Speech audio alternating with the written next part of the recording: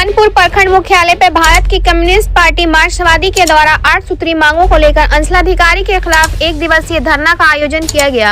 धरना के माध्यम से आए हुए लोगों को संबोधित करते हुए प्रेमानंद सिंह ने कहा कि गरीब लोग दूसरे की जमीन पर जहां सदियों से बसे हुए हैं, जिन्हें आज जमींदार के द्वारा जबरदस्ती उजाड़ा जा रहा है, वहीं सरकार के द्वारा जल जीवन हरियाली की आड़ में पोखरे के भीड़ पे बसे गरीबों को बिना वैकल्पिक व्यवस्था किए ही उजाड़ने का काम किया जा रहा है। ब्यूरो रिपोर्ट, बिहार दर्शन। स्पष्ट शब्दों में कह दिया ये जमीन को कब्जा करने से पर हॉस्पिटल बनाने से पहले मेरे लाश से होके गुजरना पड़ेगा। पदाधिकारी लोग डर गए, एक आदमी के लाश से डर गए, लाश की बात करने से डर गए, लेकिन सैकड़ों भूमिहीनों को उजाड़ने में वो कभी भी कोई कसर नहीं छोड़ते हैं। हमने 2020 में भी इन लोगों के लिए भूमिहीनों का बस खर्चा नहीं मिलता है, उसको घर कहीं बना के आप रह दे रहे हैं इसमें साहब, तब तक आप घर उजाड़ने वाले कौन होते हैं?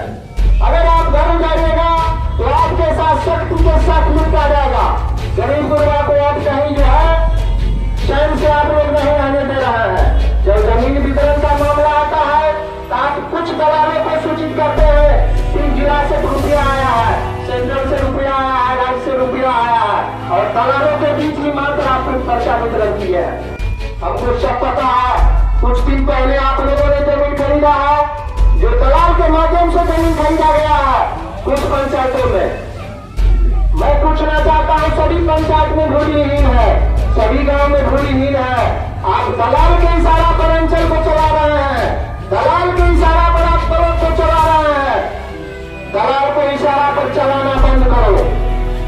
खानपुर के भ्रष्ट पदाधिकारी दलाल के इशारा पर प्रखंड और अंचल चलाना बंद करो। इनकलाब जिंदाबाद। 267 रुपया जो दाम है कहाँ बेचते हो?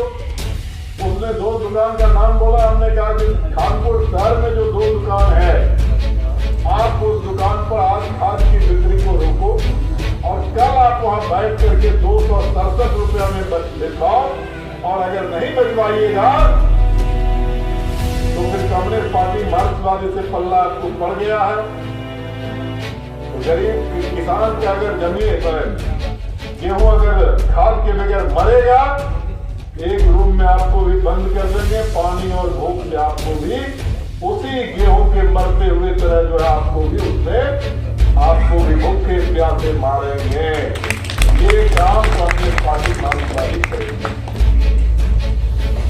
और आखिरी बात, हमारे साथी बोल रहे थे कि खाद्य सुरक्षा योजना के अंतर्गत आपको पता होना चाहिए कि देश की आजादी के बाद किसी भी इंसान को जिंदा रखने की जवाबदेही सरकार की जवाबदेही होती है, और उसके हिसाब से इस देश में पहले जन वितरण प्रणाली चला और बाद में हम लोगों ने मांग किया कि खाद्य सुरक्षा कानून बनाओ, और उस कानून में 35 किलो अनाज दो।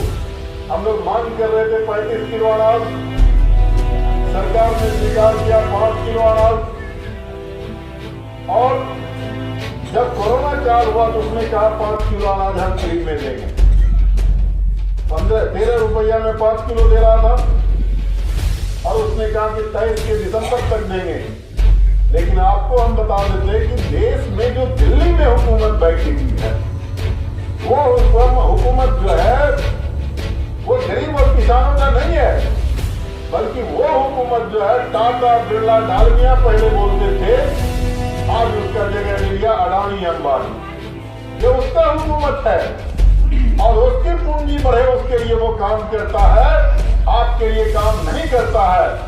जो खाद्य सुरक्षा योजना पर जो पैसे खर्च हो रहे हैं, हम लोग पार्लियामेंट असेंबली के अंदर बैठते हैं, बीजेपी के लोग बोलते हैं कि आप लोग खैरात में खाने की आदत डाल दिए हैं।